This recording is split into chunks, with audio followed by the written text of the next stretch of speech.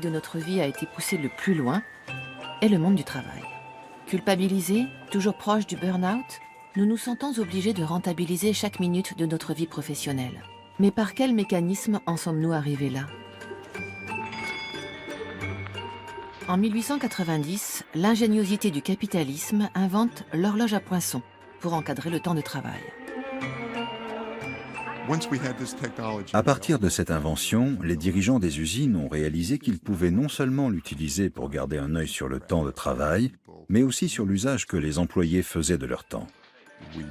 On a commencé à se dire que le temps qui n'était pas utilisé de manière productive devenait en fait du temps perdu.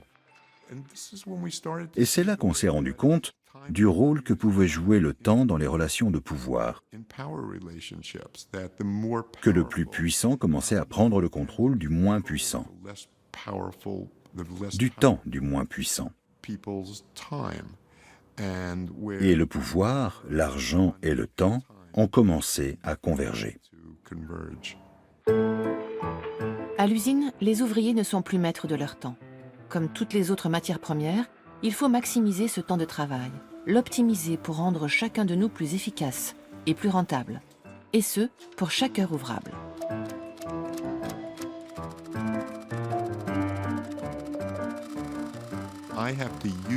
Je dois utiliser mon temps de manière à satisfaire ceux qui me contrôlent. Et cette relation entre le temps, l'argent et le pouvoir est devenue telle qu'elle a profondément influencé notre façon de vivre nos vies.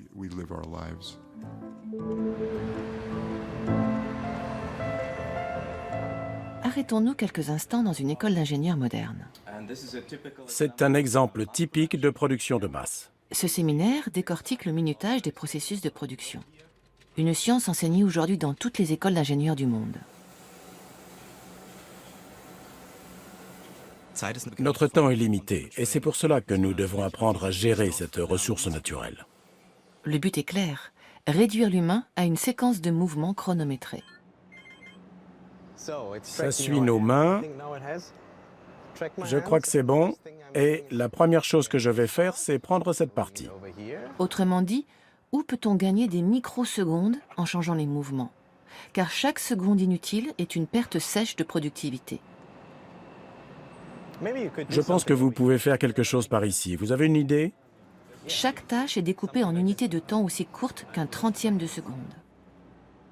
Attraper, tenir, insérer, lâcher. À chaque mouvement correspond une valeur de temps. Donc je n'ai qu'à additionner les valeurs de chaque mouvement pour connaître la durée totale d'une succession d'actions nécessaires à la fabrication d'un produit, et cela avant même qu'il n'existe. Partout dans le monde, en Europe ou en Chine, en Inde ou aux États-Unis, c'est ainsi que les chaînes de montage sont optimisées. Des chaînes de montage imaginées par Renault dès 1898 et mises en œuvre par Ford en 1913. Mais ce qu'on sait moins, c'est que ce système de production a été perfectionné dans la première moitié du XXe siècle, au nord-est des États-Unis, par une famille pour le moins excentrique.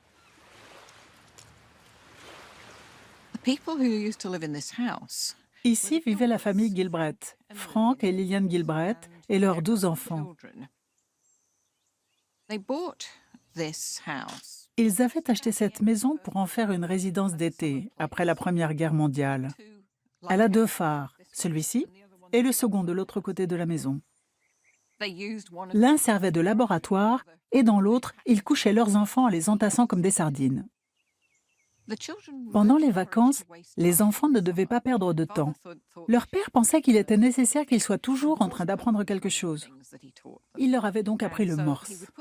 Il mettait des symboles partout dans la maison et leur laissait des messages, comme par exemple l'emplacement des barres chocolatées ou un coupon pour qu'ils aillent s'acheter une glace en ville. De cette façon, les enfants ont rapidement su ce que les symboles signifiaient. Un été, Frank Gilbreth avait eu cette très bonne idée de réfléchir à la manière la plus efficace de cueillir des myrtilles. Il avait donc divisé ce champ en plusieurs carrés et mis les enfants au défi de cueillir le plus de myrtilles le plus vite possible. Les enfants servaient de cobayes à l'entreprise familiale. Une PME où la montre était reine. D'autant que les époux Gilbreth étaient les plus célèbres consultants des États-Unis en productivité du travail. Et le régime draconien testé sur leurs enfants aura un impact durable sur les ouvriers du monde entier jusqu'à nos jours.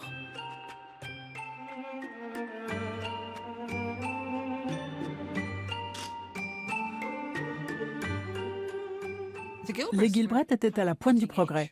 Ils ont utilisé très tôt le film dans leur travail. C'était une technique nouvelle et excitante. Leur Time and Motion Studies, étude du temps et des mouvements, était révolutionnaire et une méthode astucieuse pour surveiller les travailleurs. Ils montraient leur film aux ouvriers qui réagissaient en disant « Oh, regarde ce que fait Fred. Oh, je n'aurais pas fait comme ça. » Cette habile méthode de mise en concurrence des ouvriers s'est avérée très efficace. Regardons ici un exemple. Objectif, améliorer le rythme d'emballage dans une usine de savon. Notons l'horloge au premier plan. Il y avait l'horloge des Gilbreth qui tournait et tournait. C'était un outil de mesure scientifique irréfutable pour connaître la durée d'une action.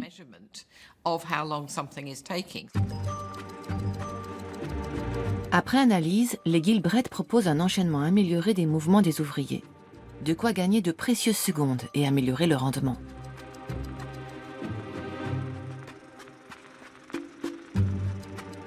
Leur solution va bien au-delà de la simple augmentation de la cadence.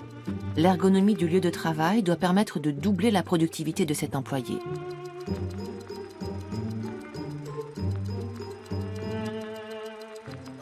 Bien sûr, ils voulaient que les ouvriers travaillent plus vite. C'était là tout l'intérêt. Mais ils disaient que l'on pouvait les aider, qu'ils seraient ainsi moins fatigués, ce qui représenterait un bénéfice pour les employeurs.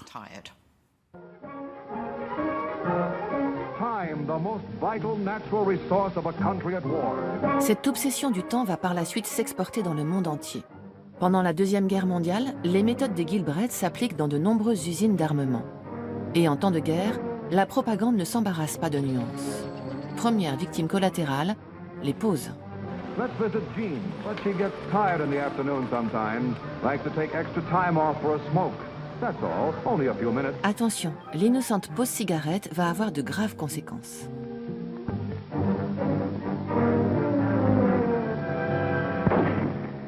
Avec de tels arguments, qui oserait s'opposer au minutage? Seule une gestion du temps au plus serré permettra de vaincre l'Allemagne nazie. Mais une fois le réflexe pris, pourquoi s'arrêter en temps de paix?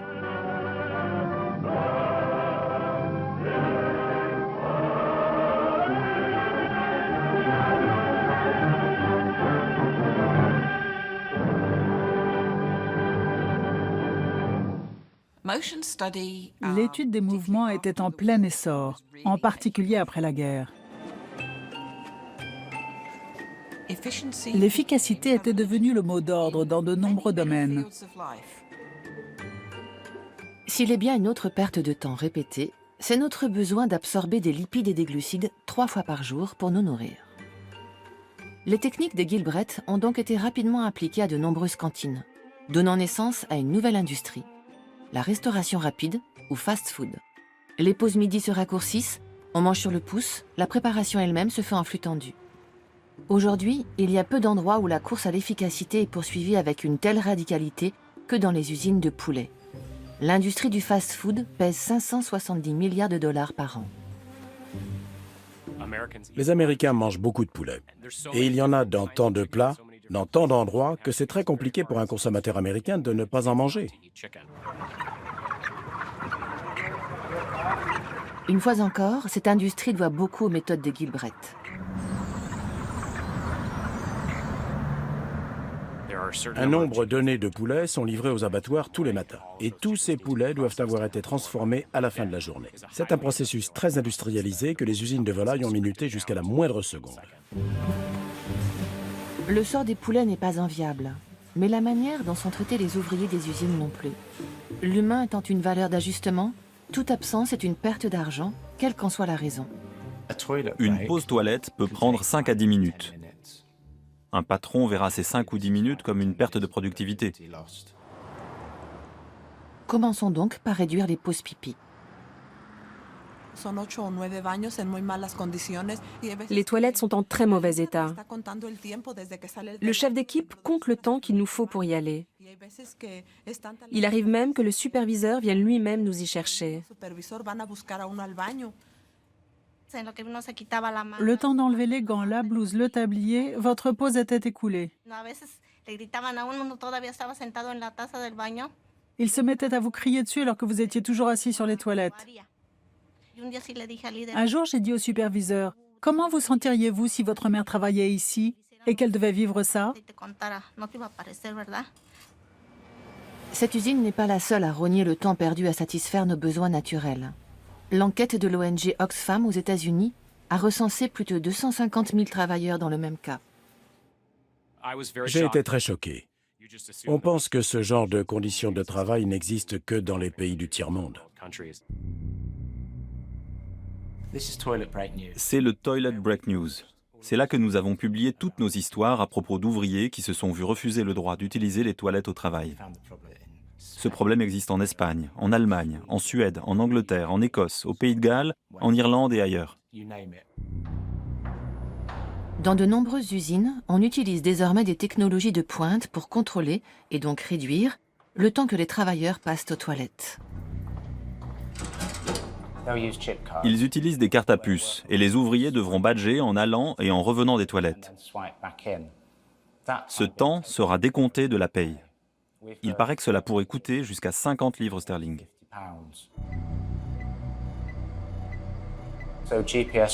On utilise le suivi GPS sur des ouvriers, comme les préparateurs dans les entrepôts, pour les tracer jusqu'aux toilettes, savoir à quelle fréquence ils y vont et combien de temps ça leur prend.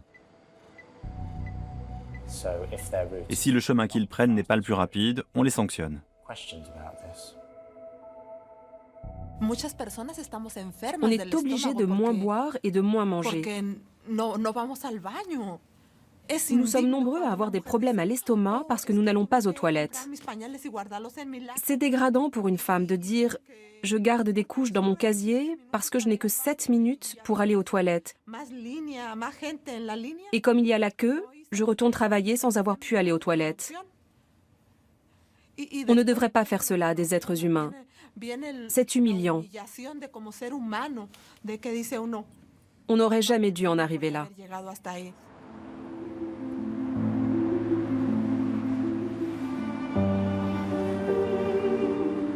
Ainsi,